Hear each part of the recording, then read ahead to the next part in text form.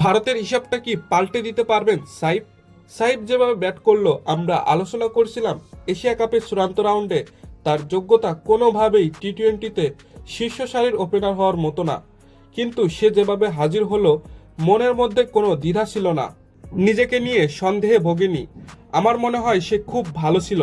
তার পরিসংখ্যান দেখলে মনে হবে মাঝারি মানের কেউ, কিন্তু কেউ যদি এই ব্যাটিংটা দেখে তাকে যাচাই করে বলতেই হবে সে সিরিয়াস প্রতিভা। এশিয়া কাপে গত শনিবার সুপার 4-এ শ্রীলঙ্কাকে 4 উইকেটে হারায় বাংলাদেশ।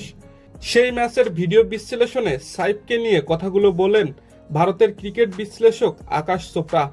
বাংলাদেশ সুপার 4-এ ওঠার পথে তানজিদ ও লিটন 50 পেয়েছেন একটি করে ইনিংসে। সুপার 4-এ ওঠার পর তাই বাংলাদেশ দলের ব্যাটিং নিয়ে প্রতিপক্ষের ভাবনায় এ দুজনের থাকার কথা। সুপার 4-এ শ্রীলঙ্কার বিপক্ষে ম্যাচে হৃদয় 50 পাওয়ার পর এখন হয়তো তার নামটাও যোগ হবে, কিন্তু সুপার 4-এর বাকি 3টা দলকেই বড় সমস্যায় ফেলেছেন সাইফ। দুবাইয়ে আজ সুপার 4-এ ভারতের প্রতিপক্ষ বাংলাদেশ। ভারতের টিম ম্যানেজমেন্ট জসপ্রীত বুমরা কিংবা অর্শদীপ সিং যাকেই খেলাক, ফুল লেংথে বল সাইফের তুলে খেলতে সুবিধা হয়। সাইফ এই লড়াইয়ে সফল হোক বা না হোক, বড় বিষয় হলো একটি ইনিংস দিয়েই প্রতিপক্ষের হিসাব পাল্টে দিয়েছেন তিনি।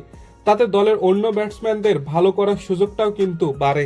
দর্শক, খেলাবাজের ভিডিও এ পর্যন্তই। ভিডিওটি ভালো লেগে থাকলে লাইক করে দিন। নিয়মিত খেলার আপডেট ভিডিও পেতে আমাদের সাথেই থাকুন।